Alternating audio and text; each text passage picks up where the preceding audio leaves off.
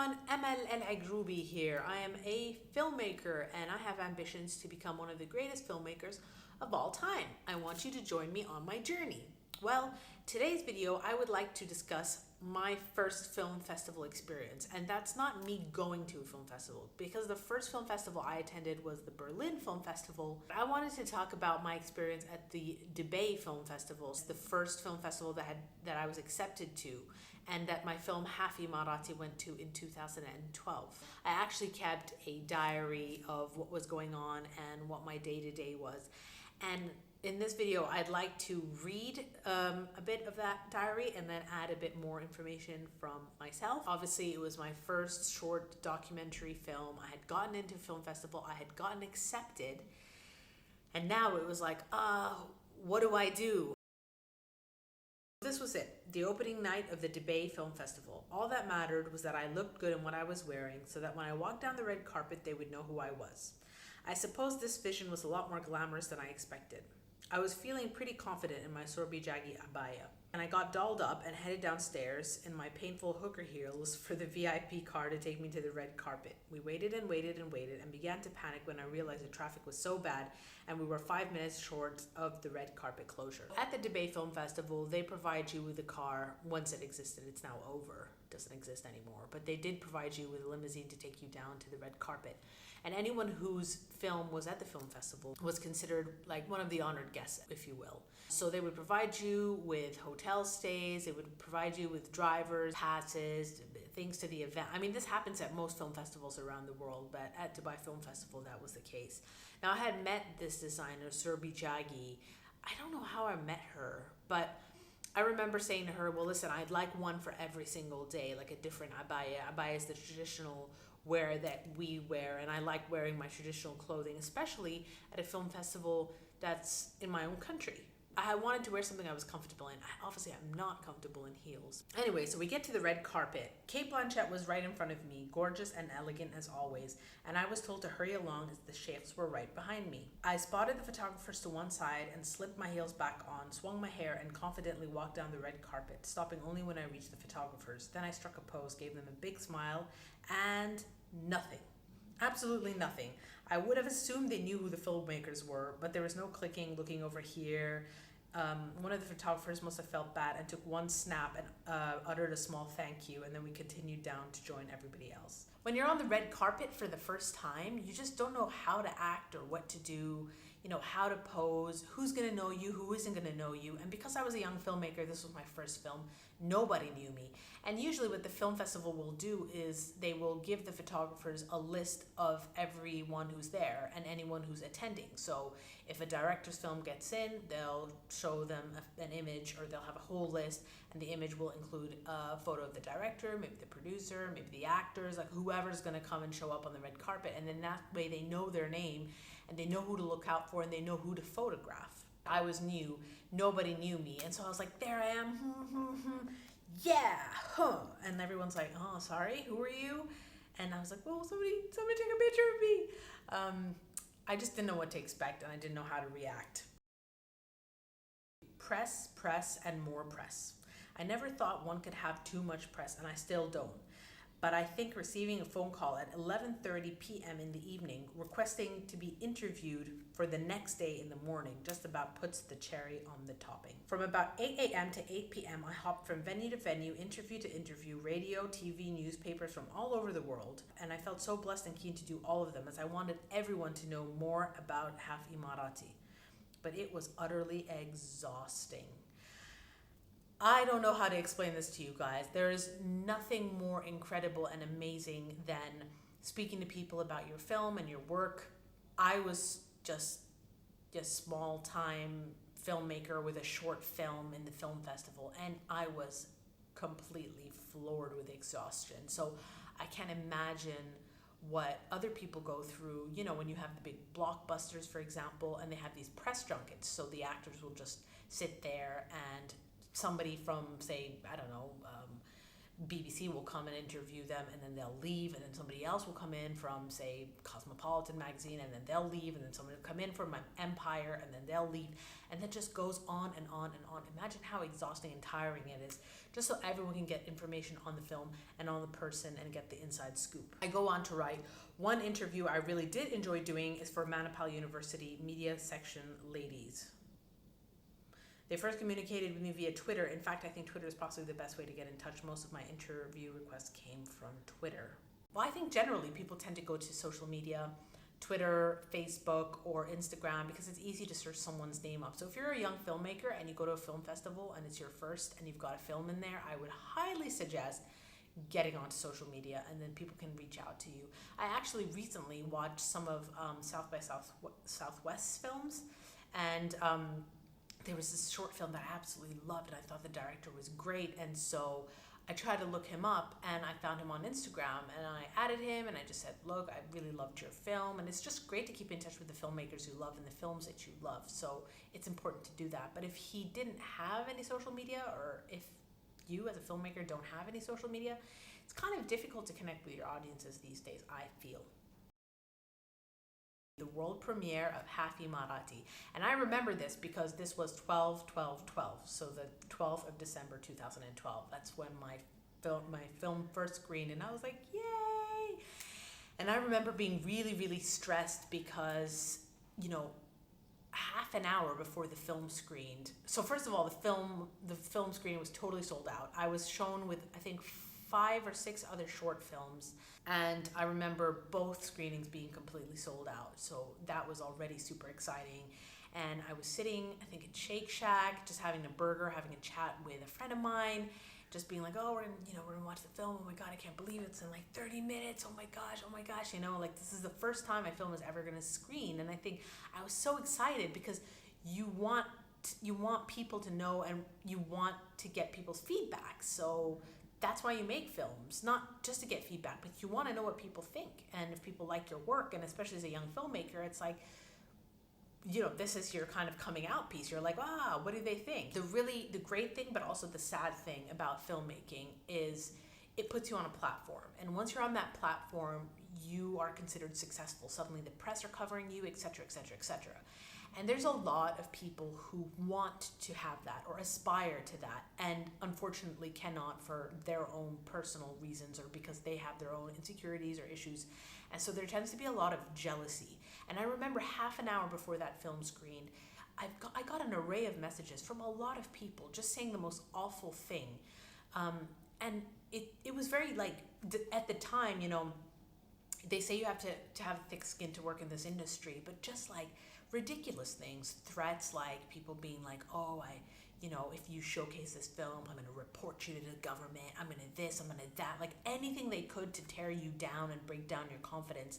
And I think it's awful, but be aware that things like this do happen, and you need to be careful about the kind of criticism that you get from people, because you need to understand it.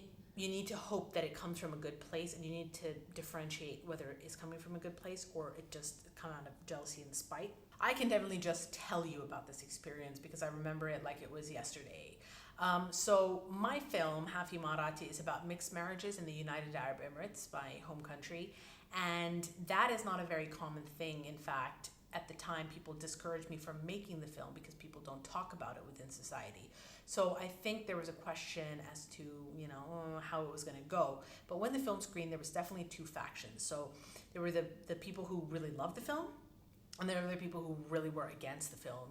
People afterwards come up to me and hug me. Oh, this is great. This is amazing. I completely can relate to this.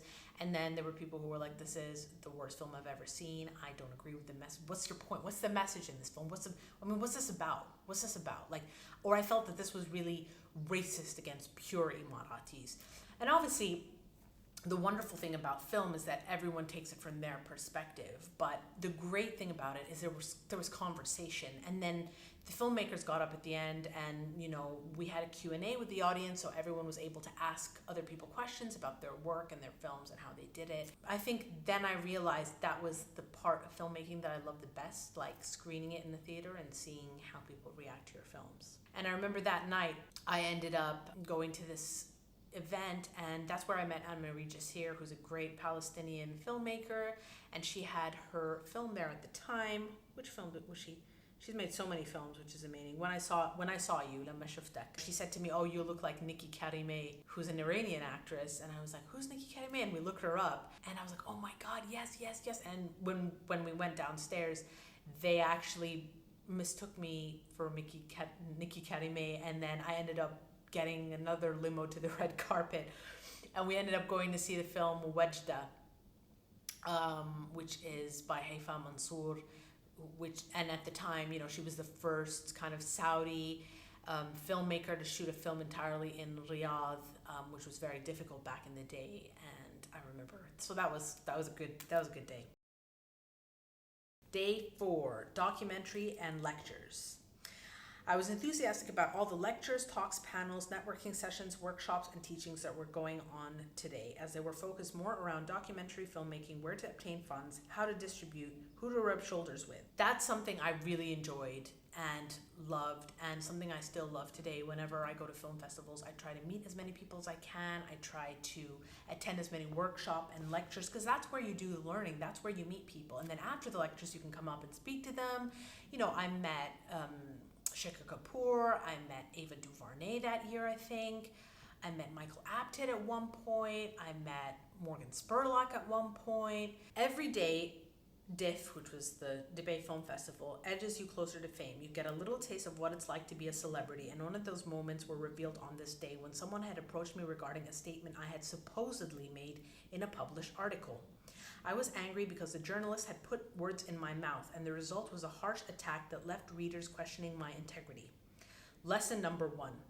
Don't believe everything you hear on TV and read in the papers. Now, this is very important, because the more and more I work in this industry, the more I realize it's true. Number 2, don't ever do a phone interview.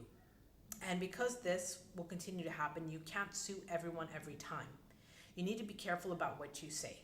Lesson number 3, always record an interview or ask for it to be recorded, because they will not always remember what you said, and you can always go back and request a recording should something be incorrectly published. So yeah, that's basically the kind of brunt of it. Like, I spoke to the journalist, and I kind of explained about my film, and I said something, and he spun it to make it look that I had attacked that person, and I had said something about that person, which I hadn't actually said. And I was like, what? And I was reading the article, I was like, I didn't say that. What? So imagine how the celebrities feel today when you read things in the papers like so-and-so's dating so-and-so, said this or said that about someone. There's responsible journalism, and then there's just like blunt, kind of like trying to get eyes on your article. And I felt like that was the first time I had ever learned about that. And you can't go around and be like, no, that's not true, because it's just something you can't do. So just trust, do your research, and and I guess it's up to the media to be responsible. Day 5, Half Emirati's second screening. Just like the premiere screening, the theater was packed. People were there from Toronto, Oman, Bahrain, all over the world, just to watch Half Emirati. Young ones were sitting on the floor, while others were scrambling up the stairs just to find some butt space. The Q&A that ensued showed that there were many people who began to think about the topic. Some thought of it negatively, and some did not. But either way, my film had stuck in their heads. I had done my job as a filmmaker. When people have an opinion about something, whether it's good or bad, it's still just an opinion. So I was wearing my Surbi Jaggi abaya, which is designed in almost in a kimono style, and I remember there being a huge discussion about whether what I was wearing was more a kimono or more a abaya. And I was like, what? I was like, this isn't even relevant. What are you talking about? Then I realized people are just opinionated sometimes. They just want to have an opinion, not about your work, but about you as an individual.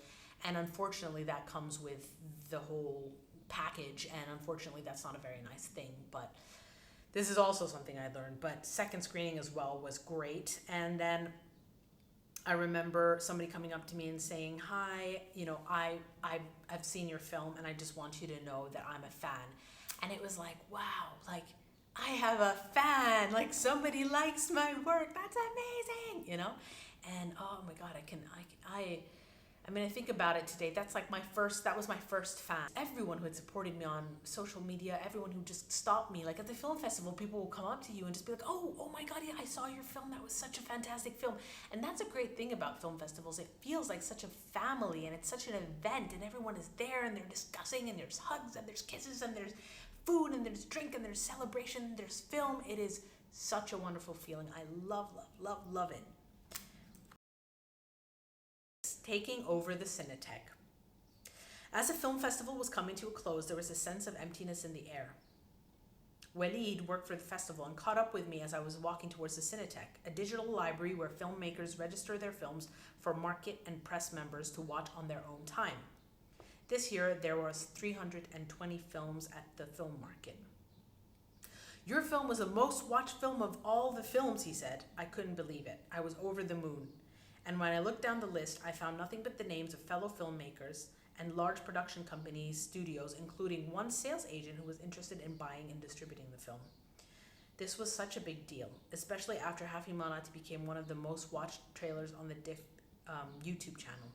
This was actually the last day of the film festival, and there really is a come down at the end of the film festival. So you're preparing for closing night that evening, and I remember wearing this great black and pink abaya, which I loved. I ended up sitting next to Leila Eloui, one of the greatest actresses that we have in the Arab world. Yeah, just being filled with so much joy. Half Emirati didn't win a prize at that film festival, and on some level I took it personally because I thought, well, this was such an awesome film and it was watched by everyone. Like, why didn't I win a prize? And I just couldn't understand it, and I thought my film sucked, and I sucked as a filmmaker because I didn't win a prize.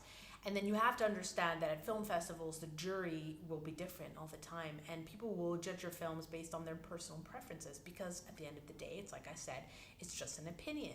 So when your film does well, people will talk about it. It'll be in the press. Like, that's where it matters. The exposure I got from the festival proved that it was one of the best films received, and people kept asking me when they can watch it next. And this is the great thing about it, because Half Emirati went on to screen at film festivals all over the world. Some I went to, some I didn't.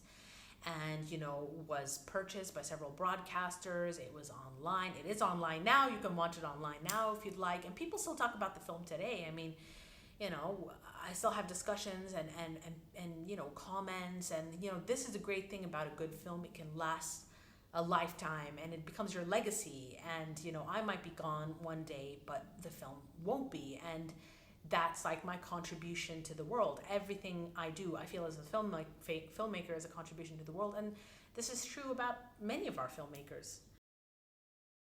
The morning after is probably the most horrible feeling. The buzz around the film festival disappears. It's very anticlimactic. You no longer run into big smiles in the film industry, those formidable people like artistic director Masoud Amrallah, who is a gem of a person and a true asset to the UAE. The chairman, Abdelhamid Jam'a, who really make Dubai Film Festival what it is. I know that each and every single one of you will have a different experience screening your films at a film festival for the first time, but I hope that watching this video has given you loads of tips and tricks and things that you can use. And you know what? Just enjoy it. That's the most important thing. Until next time, thank you very much. Take care.